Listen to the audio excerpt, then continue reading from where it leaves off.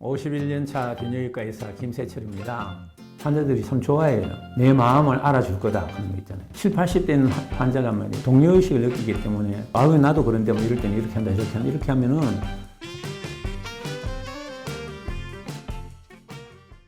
이 비아가라는 약은 남성이 먹는 약 아니겠습니까? 성은 혼자입니까? 상대가 있기 마련입니다. 파트너가 있기 마련이에요. 그러면은 비아가라는 약은 남자가 먹지만은 여자의 마음을 알아야 되겠죠. 그걸 어떻게 받아들이는지. 근데 홍보를 한다든지 진료실에서 비아가라를 처방할 때 파트너에 대한 배려는, 파트너에 대해서 설명은, 파트너가 어떻게 생각하는지는 아무도 물어보지 않고 또 실제로 연구 결과도 상당히 적다는 겁니다. 그래서 오늘은 그 부분에 대해서 한번 말씀을 드려볼까 합니다. 한 연구에서 60세 난 그 뉴질랜드 여성이 남편이 발기장애로 전문 클리닉을 찾았는데 이게 혼자 찾았어요. 그때 이 여성이 하는 이야기가 자기는 상당히 좌절감을 느꼈다고 이야기했습니다. 이유는 남자들은 발기장애를 남자의 문제로 알고 있지만은 자기가 생각할 때는 남자만의 문제가 아니고 커플의 문제다 이거죠. 부부간의 문제이기 때문에 발기장애에 대해 여자가 어떻게 느끼는지도 문제에 포함되어야 한다고 이렇게 이야기했단 말이죠. 여성들은 언제 성관계를 하고 싶은지, 어떤 종류의 성을 즐길 것인지, 비아가라를 언제 사용할지에 대해서 서로 터놓고 상의를 해야만 부부간의 만족도를 극대화할 수 있는데 남편이 상의하지 않는 데 대해서 불만을 이야기하는 것입니다. 남자들은 왜 이렇게 상의를 안 하는 거예요? 우선은 남자들이, 우리나라 남자들 특히 쪽팔려서 부인한테 이야기하지 않는 것이죠. 자기의 자존심이 허락을 하지 않는다는 이야기입니다. 특히 가부장적이고 남성 일반적인 관습에 익숙한 한국의 노령 남성들은 뭐 이런 것 가지고 여자한테 이야기할 필요가 있느냐? 내가 그냥 약 먹으면 되지. 일방적이라는 이야기죠. 여성들도 남편과 성적인 문제를 남자와 대등한 방식으로 협의할 수 있는 위치에 있지 않다고 생각하죠. 그래서 상의를 하지 않는 것입니다. 비아그라의 출연을 여성들은 어떻게 생각하고 있을까요? 물론 이제 그 좋아하는 부인들도 많이 있죠. 지금 도표를 한번 보여드리겠습니다. 좌측에 있는 것이 남편이 발기장애가 있을 때 여자는 어떠냐? 질윤활력이 떨어지고 오르가슴도 떨어지고 만족도도 떨어지고 성생활 전반적인 점수를 매겨도 떨어지는 것이 통계적으로 유의할 정도로 나쁜 영향을 미친다는 것입니다. 근데 남편이 비아그라를 먹고 난 다음에 배우자한테 물어봤더니 성적 흥분이 고조되고 질윤활력도 증가되고 오르가슴도 증가되고 성적 만족도도 증가되고, 다시 말해서 남성의 발기장애 치료로 배우자의 성기능 개선이 통계적으로 유의하게 개선이 되었다는 것이죠. 이런 것은 상당히 긍정적인 결과이죠. 그러나 모든 사람이 이렇지 않다는 이야기입니다. 부정적 반응이 상당히 많다는 것이죠. 뭐냐? 제일 첫째가 남편이 바람 피우지 않을까 걱정을 하는 것이죠. 그러니까 이 젊은 여성하고 발기력을 회복해가지고 성관계를 하고 나서 남자들은 새로이 찾은 젊은 기분과 성적 만족감으로 부인과는 더 소원해질 수가 있어요. 성관계가. 두 번째는 이제 이게 만약에 심장에 해가 되지 않을까 걱정이 된다는 것이죠. 60세 여성의 이야기입니다. 남편이 성관계 하다가 발기된 상태에서 심장마비가 와서 응급실에 앰뷸런스를 타고 불려가는 사태가 발생하면 큰 걱정이 생긴다는 거죠. 사실 그런 것도 드물지만 보도되는 경우가 있지 않습니까? 그 다음에 이제 심리적 압박감이나 갈등, 긴장감 이런 것을 이야기할 수 있는데요.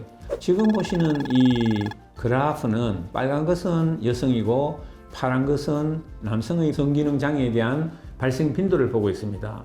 여성의 장애 빈도가 훨씬 높잖아요.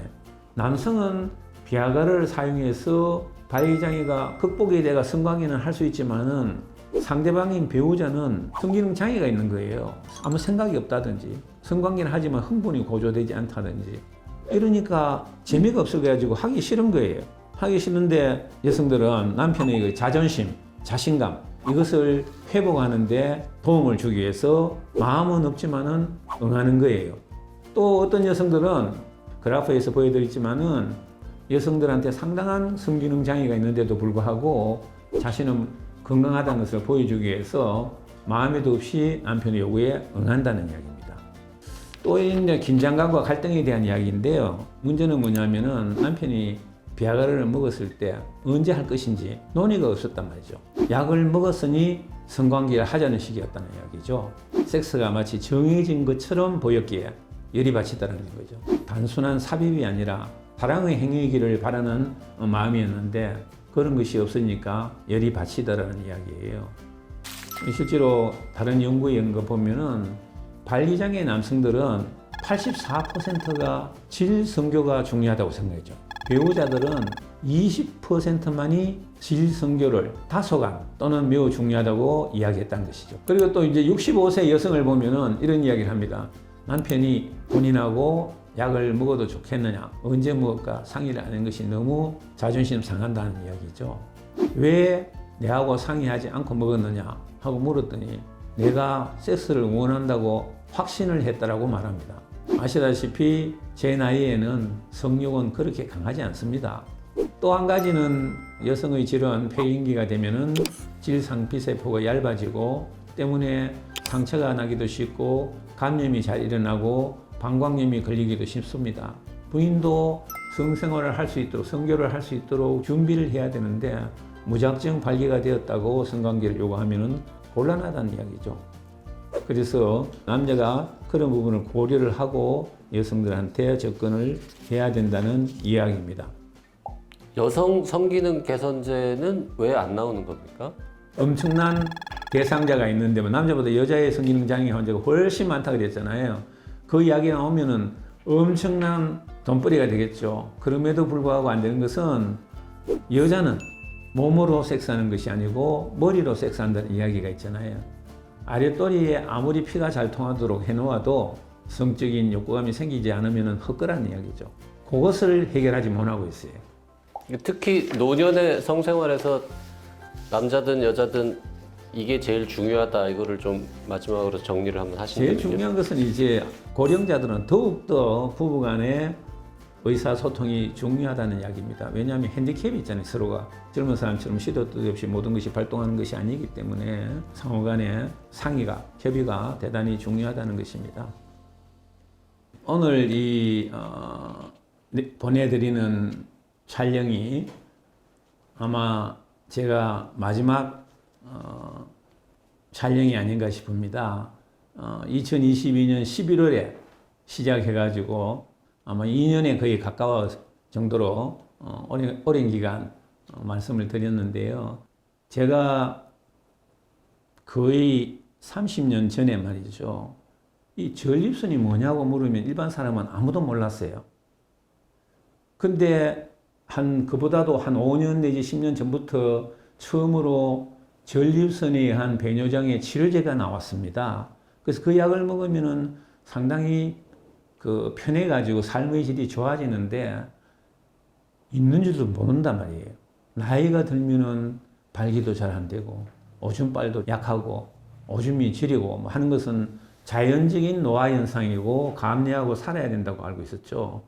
그래서 이게 좀 홍보를 해야 되겠다 해가지고 이제 도서벽지로 또는 도예지에 저소득층을 대상으로 해가 어르신들한테 제가 강의도 하고 진료도 하고 하는 봉사활동을 했습니다.